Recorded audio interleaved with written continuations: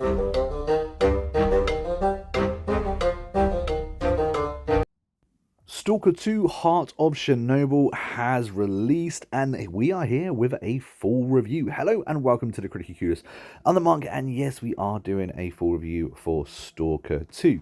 This game is a post-apocalyptic first-person shooter slash horror survival game. It is an open-world RPG and one that's set to do a few things a little bit different. This game's been developed by GCS, who also developed the first game over on PC as well. This is an Xbox exclusive, which is also available on PC. It's a AAA rated game, or at least it's a AAA rated price. On Steam, it can cost you as much as £100. Again, some of the packages on Xbox can cost you that much too. However, it is available on Game Pass from day one.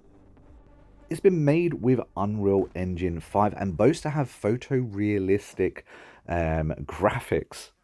There's also said to be multiplayer coming soon, so in the next few months there should be multiplayer added as well. It's also a game with at least 4 different endings, which is a little bit interesting. So what is S.T.A.L.K.E.R 2 like really? What is it about? Well, it's a first-person action shooter in which you decide the fate of the zone, which is kind of cool. It gives you a bit of power as to how the world kind of develops and how it ends up, which I do quite like. It's absolutely unforgiving when it comes to combat. We are talking about 1 or 2 hits and you could be dead. Luckily, this game does provide you with lots of med packs, however. The gameplay itself, in other words, the gun control, inventory management, and well, traversal is clunky at best, especially when it comes to this inventory management. It's very PC, very dated kind of, you have a fixed amount of slots and you can pop them in. You've got a weight limit. Weight limits of course are a good thing, but yeah, it's a very interesting way that they've gone ahead and done this. It works for all intents and purposes. I've played this game for a good few hours now on the Xbox Series X. It's really important that you know that. I've captured all footage on the Xbox Series X here. We are playing on performance mode as well, trying to get, as good, stable game as possible. And so far, I have been unimpressed when it comes to graphics, when it comes to cutscenes. It boasts to have photorealistic graphics, and it's far from photorealistic if you ask me, especially when it comes to those cutscenes. Watching the face animation is just cringy at best, especially as this is a game that has been in development for so long. It had a hefty delay as well. Obviously, the developers are over in Ukraine. They've had quite a few issues there, so you can understand a delay. A few things that I do like though is how you can customize your weapons. I really like that. I think that there's quite a lot of item management, which is essential. I've had guns break on me while in combat. I've pulled out my boomstick, for instance, my sawn-off shotgun, managed to fire a shot or two before it breaks in my hand, and inevitably I get shot in the head and die. But I do like the fact that I have to manage my items. I have to make sure they're repaired, and I have to make sure that I have backups for those items on me just in case they break in the field. I do quite like that. I think it works really well. You're also thrown mission after mission after mission, all of these being side quests as well. So there's a lot to do in this game. There is like a main story, a main path that you can go down, but there's lots of side content as well, lots of relationships that you can build up, which I think is really cool. It does say that you can choose to go under the radar and not necessarily help certain factions and groups as well, or you can go the opposite and be evil and kind of take what they've got too. One thing that I do think is pretty cool is that this is a huge open world game. Like, there are so many sections. It's going to take you a long time to kind of run around and do everything that this game has to offer, to see everything this game has to offer. There's so many different sections that you'll be able to go into eventually.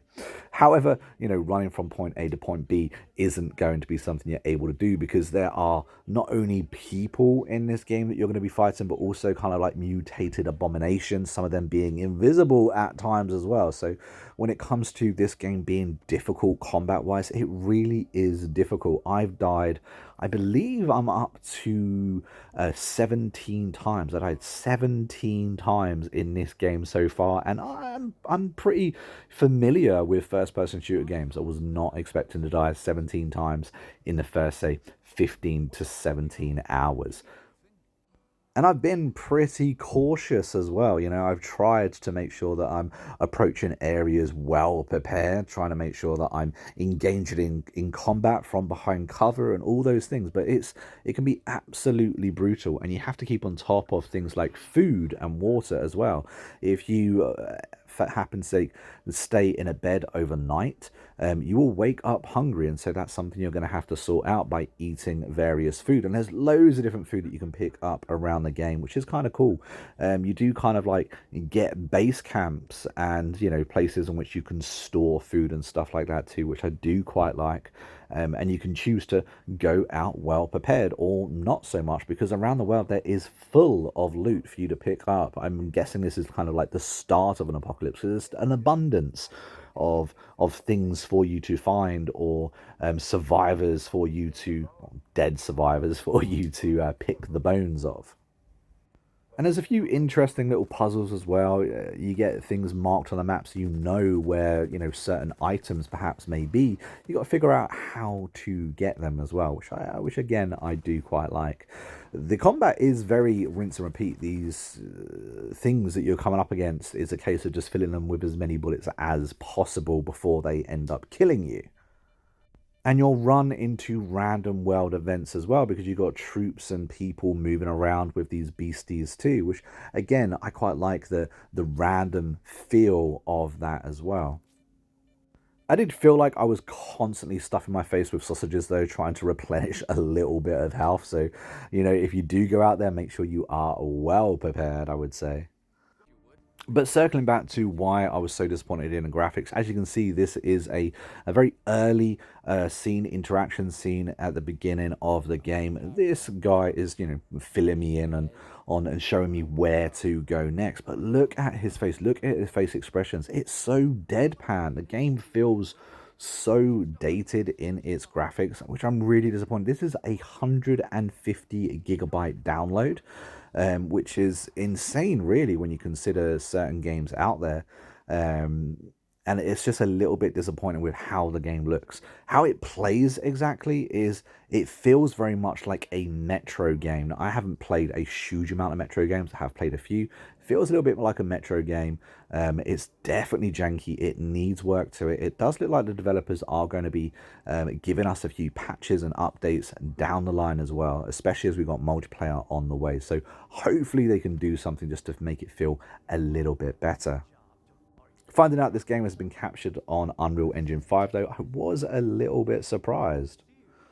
Of course, this game is fully voice acted. The voice does its job. It's nothing to write home about. It's not amazing, but it does do its job. I am, to be honest. Yeah, I figured as much. But you have definitely taken out a few scumbags in your day. Thanks for having my back. I might be pushing my luck here, but could you lend me a hand with something else?